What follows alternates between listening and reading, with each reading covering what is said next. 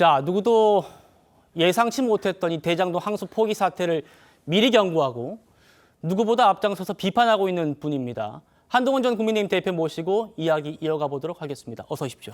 반갑습니다. 네. 대표님, 왜 정치단은 처음 나오시죠? 대선 토론 때 왔던 거 외에는 처음 와봅니다. 예. 오늘 출연을 확정하고 저랑 사전에 좀 잠깐 얘기하실 때 중요한 시기라서 열심히 싸우려고 한다 이런 말씀을 하셨습니다. 왜 지금이 열심히 싸워야 하는 중요한 시기입니까? 이게 끝이 아닙니다. 이게 항소 포기, 그러니까 이거는 되게 막 나간 이슈거든요. 이게 국민들한테 먹힌다, 이 정도면 괜찮다라고 되면 다음에는 이재명 대통령이 관련돼 있는 모든 사건을 공소 취소해 버릴 겁니다. 똑같은 방식으로요. 예. 그리고 대법원을 갈아 없앨 거고요. 저는 차라리 뇌물을 받아먹으라. 이런 말씀 드리고 싶어요. 왜냐하면 지금 이렇게 하는 건 시스템 자체를 대한민국이 여기까지 오는데 기여해왔던 시스템 자체를 자기 살려고 갈아엎는 거거든요. 저는 이 상황에서 지금 이게 독재로 가는 길목이다. 지금 국민의힘 그리고 보수진영은 수가 적습니다.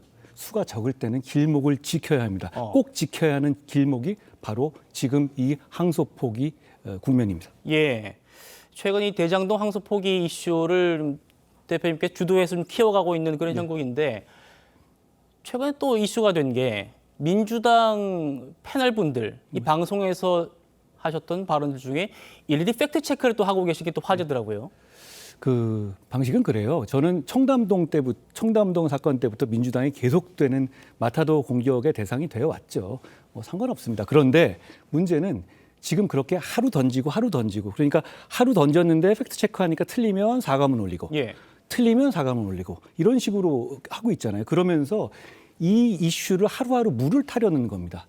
저는 그런 것을 분쇄해야 한다고 생각하고 그런 차원에서 제가 좀 귀찮지만 하나하나 문제 제기를 하고 그리고 필요한 경우는 법적 조치도 하는 것이라는 말씀드립니다. 그것도 이제 목을 지키는 방편 중에 하나로 보면 됩니까? 대충 이러지 않습니까? 무슨 뭐 계엄 관련이라든가 윤 대통령 관련한 거 가지고 대충 뭐 너네는 깨끗하냐 뭐 이런 식으로 하는데 그건 저한테는 안 통하는 얘기잖아요. 그리고 문제는 그 얘기하고 이 얘기는 별개의 얘기입니다. 역사상 누가 공범한테 7,400억을 밀어줬습니까? 예, 알겠습니다. 바로 본론으로 좀 들어가 보겠습니다. 오늘 노만석 총장 직무대행이 저희가 아까 보도해드렸는데 퇴임식에서 말하겠다는 거 하지 않고 웃으면서 퇴임을 했습니다. 어떻게 보셨습니까? 웃기는 소리 하지 말라 말씀드리고 싶어요. 이 사안은 대단히 간단해요. 정성호 법무부 장관이 총대 메고 이재명 대통령의 사실상 공범들인 김만배, 남욱 등 대장동 일당을 위해서 검찰에 항소 포기 지시했고 거기에 겁먹은 노만석 등의 검찰 수뇌부가 당연히 했어야 할 항소를 실제로 포기해서 시민들에게 돌아가야 할 돈으로 대장동 일당을 부동산 재벌 만들어준 겁니다. 그리고 실제로 이제부터 김만배 일당은 만수르처럼 프리미어 리그 맨체스터 인수할 수 있을 정도의 재벌 됐어요. 그건 정권이 바뀌어도 못 바뀝니다. 그러니까 그렇게 한 사람들 형사처벌해서 감옥 보내고 그렇게 한 사람들 재산 뺏어서 메꿔 넣게 해야 되는 겁니다. 노만석 총장 대행 퇴임사에는 한 줄도 외압 논란에 대한 언급이 없었는데 어제는 또 한 일간지 기자와 또 90분 동안 집에서 인터뷰를 했더군요. 거기서 윗선의 요구 이런 얘기를 했습니다. 혼자 죽기 싫다는 얘기죠. 혼자 말은 고상하게 얘기하지만 실제로는 나 사실 백 받고 한 거야. 나만 가기 싫어 이런 얘기입니다. 저는 근데 이런 말씀 드리고 싶어요. 노만석한테 관심 끊읍시다. 노만석은 문제가 아니에요. 거긴 그냥 백 받고 쪽팔리게 꺾인 사람입니다. 자, 저는 이 말씀 드리고 싶어요. 꺾인 놈도 잘못이지만 꺾은 놈이 더 잘못 아닙니까? 그런데 꺾인 놈 노만석이 그만두는데 왜 꺾은 놈 정성호가 법무부 장관 계속 하려는 겁니까? 저는 이렇게 비유하고 싶습니다. 학폭 피해자만 퇴학시키고 학폭 가해자는 재단 이사장 아들이라서 그냥 반장 계속 시키는 것과 마찬가지입니다. 정성호 당장 내려와야 하고 정성호가 안 내려올 경우 우리가 숫자가 적더라도 이건 탄핵안 발의해야 한다. 이렇게 말씀드립니다. 국민의힘에서 국정조사 또 특검 얘기 또 탄핵안 얘기도 나오곤 있는데 앞서 이제 저희 방송 나왔던 민주당 패널은 그거 왜 민주당이 받아야 되냐 이렇게 또 반문하더라고요. 저는 이 말씀 드리고 싶어요. 그렇게 쪽수 문제로만 포기하고 나면 정치는 바뀌지가 않아요. 과거에 우리 드루킹 사건 때 뭐 쪽수가 충분해서 드루킹 특검 받아내고 김경수 그렇게 됐습니까? 그렇지 않아요. 이거는 명분이 있는 겁니다. 48대 29. 이거 잘 모르는 분들이 보시면 이거 민주당과 국민의힘 지지율처럼 오해하실 거예요. 그런데 이 48이 지금 이 대장동 항소 포기에 분노하는 국민의 수입니다. 예. 우리 국민의힘은 25 정도잖아요. 그러면 국민의힘을 지지하지 않는 25의 국민들이 더 여기에 분노하고 계신 겁니다. 그러면 저희 국민의힘이 민심만 믿고 가야 합니다. 그럼 저는 이거는 이 국민의 분노를 받아서 우리가 행동으로 보여드리자는 말씀드려요. 저는 이 차이가 있다고 봐요.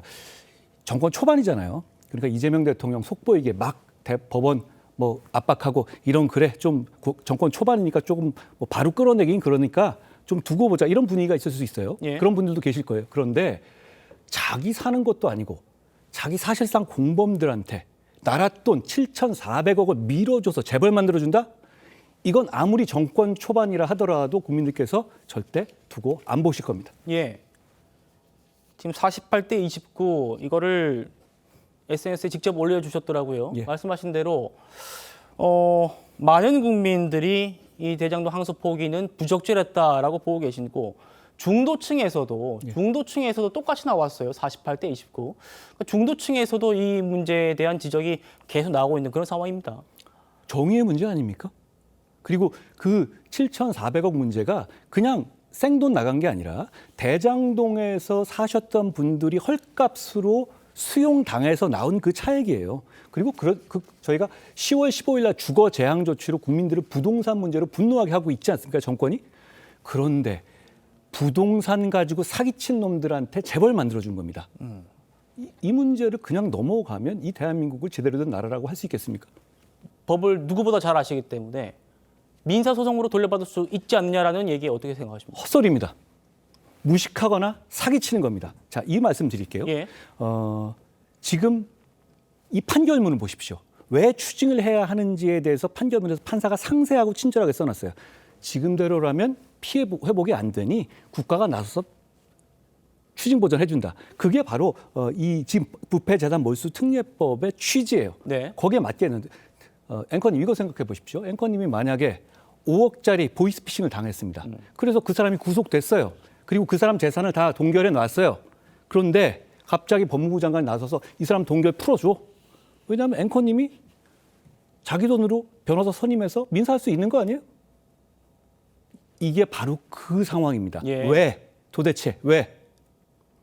국가가 나서서 피해자를 위해서 이렇게 도와주라고 만든 법이 있습니다. 이게 바로 부패재산 몰수 특례법이고 17년 된 법입니다. 정성호도 그때 국회의원으로 찬성한 법이에요. 그런데 여기서 갑자기 왜? 그러면 그동안에 해왔던 것들 보이스피싱 사범들도 다 풀어주고 그냥 각자 변호사 선임해서 하게 하죠? 그거 아니지 않습니까? 저는 이런 제도 같은 거를 얘기하는 것 자체가 너무너무 우스운 일이라고 생각해요. 아니 실질적으로 그게 안 될 거 뻔히 알면서 예. 정성호 법무부 장관도 변호사잖아요. 해보라고 그러십시오. 되나? 이건 그냥 김만배 일당 만수로 재벌 만들어준 겁니다. 야구르지만 현실입니다.